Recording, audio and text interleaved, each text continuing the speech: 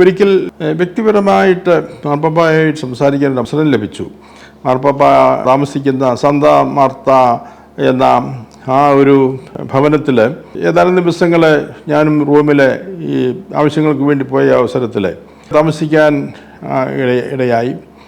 ആ അവസരത്തിൽ മാർപ്പാപ്പയെ ഒരു ദിവസം കാണുവാനുള്ള അനുവാദം ലഭിച്ചു. പ്രഭാതത്തിൽ മാർപ്പാപ്പ അതിനുള്ള സമയം നൽകി. മാർപ്പാപ്പയെ കണ്ടു. മാർപ്പാപ്പയുടെ സ്വകാര്യ മുറിയിൽ കുറച്ച് സമയം മാർപ്പാപ്പയുമായിട്ട് അടുത്തിരുന്ന് സംസാരിക്കുവാൻ സാധിച്ചു. ഞാൻ നമ്മുടെ ചങ്ങനാശ്ശേരി അതിരൂപത ഇവിടെ കാര്യങ്ങളെ, ഇവിടെ വൈദികരെക്കുറിച്ച് അങ്ങനെ കാര്യങ്ങളൊക്കെയാണ് ഞാൻ സംസാരിച്ചത്. മാർപ്പാപ്പ അതൊക്കെ ശ്രദ്ധാപൂർവം കേട്ടു. ഞാൻ പറഞ്ഞു, ഞങ്ങൾക്ക് നമ്മുടെ രൂപതയിൽ 500 അച്ഛന്മാർ ഞങ്ങൾക്കുണ്ട്, രൂപതയിലുണ്ട്.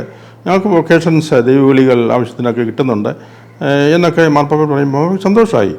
10 അച്ഛന്മാരുണ്ടോ? അങ്ങനെയാണെങ്കിൽ ഞങ്ങൾക്ക് വത്തിക്കാനിലേക്ക് കുറച്ച് പേരെ തരാൻ മേലെ എന്ന് മാർപ്പാപ്പ പെട്ടെന്ന് പറയുകയുണ്ടായി. അപ്പോൾ ഞാൻ പറഞ്ഞു, ഞങ്ങളുടെ രൂപതയിൽ നിന്നുള്ള ആളാണ് കൂവക്കാട് പിതാവ്. അപ്പം പിതാവ് വളരെ സന്തോഷപൂർവ്വം വാത്സല്യത്തോടെ അതേപ്പറ്റി പറയുകയുണ്ടായി. കൂവക്കാട്ട് പിതാവിനെ മാർപ്പാപ്പയ്ക്ക് വ്യക്തിപരമായിട്ടറിയാം. എൻ്റെ യാത്രകളിൽ സഹായിക്കുന്നയാളാണ്, അത് ക്രമീകരിക്കുന്ന ആളാണ്. കൂവക്കാട്ട് പിതാവിനെക്കുറിച്ച് ഒത്തിരി വാത്സല്യവും താല്പര്യവും എല്ലാം നന്നായി ചെയ്യുന്നു എന്ന രീതിയിൽ, മാർപ്പാപ്പയ്ക്ക് തൃപ്തികരമായ രീതിയിൽ വളരെ വിശ്വസ്തനായിട്ട് ആ ശുശ്രൂഷ നിർവഹിക്കുന്നു എന്ന രീതിയിൽ മാർപ്പാപ്പ സംസാരിച്ചു. അപ്പോൾ ഞാൻ പറഞ്ഞു, കോച്ചേരി പിതാവ് ജോസഫ് കോച്ചേരി ചങ്ങനാശ്ശേരി എന്നുള്ളയാളാണ്. വളരെ മാർപ്പാപ്പ വളരെ വാചാലനാവുമായിരുന്നു. കോച്ചേരി എന്നും പറഞ്ഞ് മാർപ്പാപ്പയ്ക്ക് അറിയാം, കോച്ചേരി പിതാവിനെ മാർപ്പാപ്പയ്ക്ക് വ്യക്തിപരമായിട്ടറിയാം. കോച്ചേരി എന്നും പറഞ്ഞ് മാർപ്പാപ്പ സംസാരിച്ചു. എന്നിട്ട് മാർപ്പാപ്പ പറയുകയാണ്, ഏറ്റവും നല്ല നുൻഷ്യോമാരിൽ ഒരാളാണ് കോച്ചേരി പിതാവ് എന്ന് മാർപ്പാപ്പ പറയുകയുണ്ടായി.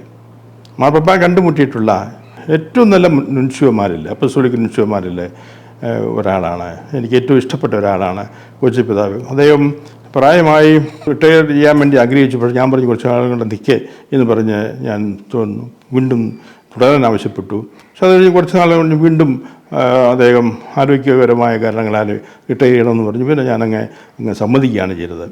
എനിക്ക് ആഗ്രഹം കൊണ്ടല്ല, അദ്ദേഹത്തിന് സേവനം കുറച്ചുകൂടി കിട്ടണമെന്ന് ആഗ്രഹമുണ്ടായിരുന്നു.